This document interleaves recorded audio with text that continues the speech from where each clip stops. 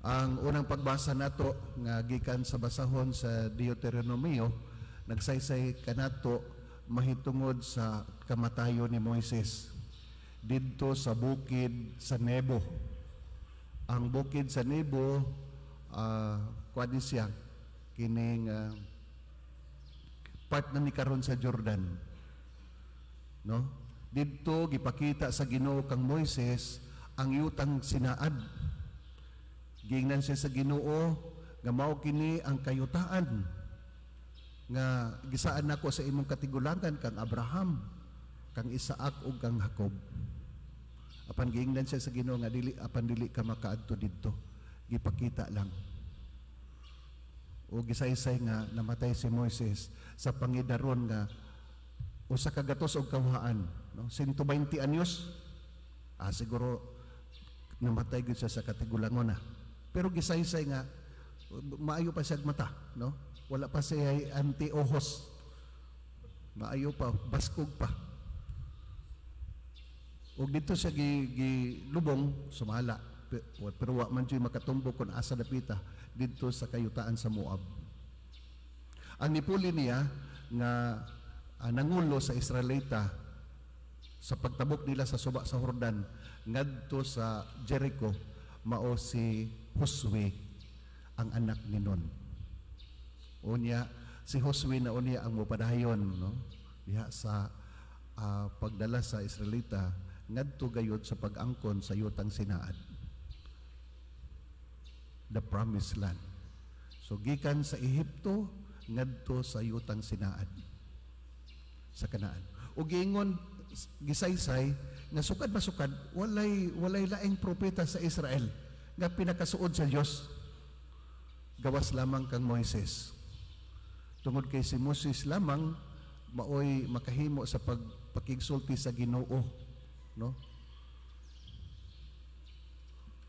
Dinhi atong mapamalandungan nga ang pagpakigsuod sa Dios usa-usab kini ka pagpaningkamot sa matag tao.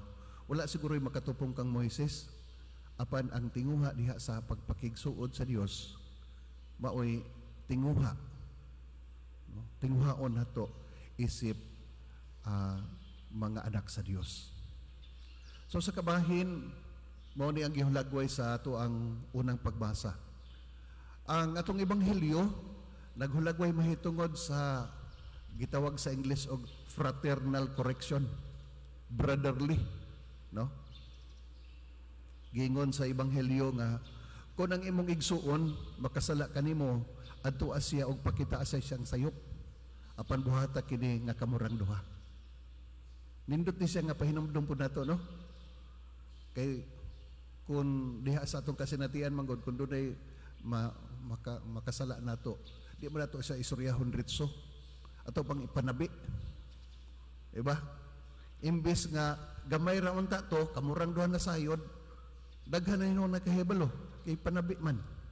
Busa nindot nga paminawon nato ning tambag sa atong Ginoo ngadto sa mga tinun-an ug pahinumdom usab kini niya kanatong tanan. So wala man gyud perpekto nga tao, do na man gyud masayop, pero kun do na mahitabo man gani kini, una istoryahin ninyong duha. Kay luoy man kayo ang hingtugdan nga siya na katapusang nahibalo, no? Kay nagpalibot na day ang istorya. So mo ni ang tambag, no? Pakita siya sa iyang sayop, himuha kini nga kamurang duha. Kung mamati siya kanimo, magkauli ang inyong maayong kabubuton. Apan kun dili, pagkuha og mga testigo.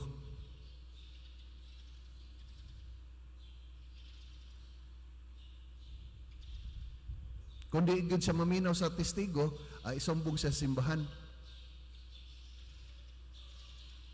Ya kung di pa jud maminaw sa simbahan, isipa siya nga usa ka langyaw o usa ka kobrador sa buhis. No? Pero kana mo na ang kana bitong kun dili gyud masulbad ang kanang padagbangi ba panagbingkil. Unahon gyud sa ang amicable settlement. Unya importante gyud ang pagpaminaway sa usag-usa. no? Daghan kay ko nakasaksi ba nga bisan gani sa husay sa barangay, di ba na may barangay Lupon ba, bisan sa husay sa barangay di magkasinabot kay di pa gani makahuman og sulti ang usa, musagbat naman ang usa, no? Mao nay hinungdan di makasinabot. Mao man bitaw nga atong Ginoo sa pagbuhat niya sa tao, gihimo gyud niya kini nga kuan ba kanang misteryoso. Gihimo ang tao nga usay baba duhay dalunggan. Wa pa siguro mo kakita og tao no nga duhay baba niya usay dalunggan. Mao gina ang kana bitawng pagkahimo sa tao. Usay baba duhay dalunggan. Ngano man? Do naman ay purpose aron ang tao mas maminaw kay duha man iyang dunggan. Unya mas less ang iyahang pag-istorya. Mubali na gani na, sige na kag istorya, na ka maminaw, diha na magsugod ang panagbangi. Ngano man, dili man magkasinabot. So mga igsoon, mga simple lang ni nga pahinomdom, no, sa kinabuhi na ito matagadlaw. Apan dako kay nag-epekto, diha sa pagpuyo nga malinawon, diha sa pagpuyo nga mahadlokon sa Dios. Mao kini ang atong paningkamutan, mao kini ang pagpuyo nga Kristohanon. Usbon nako, walay perpekto. Apan kung magpaminaway sa usag-usa, walay problema, walay suliran, nga dili mahatagan og kasulbaran. Apan atong hinumduman nga dili lang ta mosalig sa atong tawhanong katakos. Mangayo kita sa grasya sa Ginoo, sa giya sa Ginoo. Labaw sa tanan, atong pangayoon ang pangama ug panabang sa atong mahal nga inahan, Birhen Maria, kay siya man ang inahan sa kanunay panabang. So, mga matag-adlong Miyerkules, mao ni ang atong debosyon, no? Mother of Perpetual Help. So, mao ni ang mga simpleng butang nga gipahinumdum nato kung atong tumanon makatabang sa pagpalambo sa atong Kristohanon nga kinabuhi. Ako lang daklitan gamay ang santa nga atong gisaulog karon sa simbahan, si Santa Clara, no? Usa siya ka disipulo ni Saint Francis of Assisi. Unya ang ilahang kay kini siya usa man ka birhen, unya abis pud siya. Founder siya sa usa ka kongregasyon nga gitawag og Four Clares.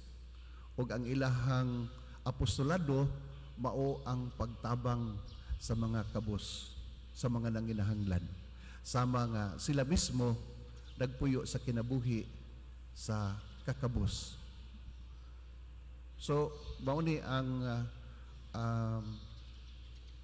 ang santa nga atong gihinumduman karon, no? Ang pagkalimot si ang kaugalingon ug ang pagtabang sa mga nanginahanglan, labi na katong mga kabus, mga tao nga wa na nag-atiman kanila. So mao kini si Santa Clara, no? Usa ka birhen, usa ka santa sa simbahan. Palihog sa pagtindog.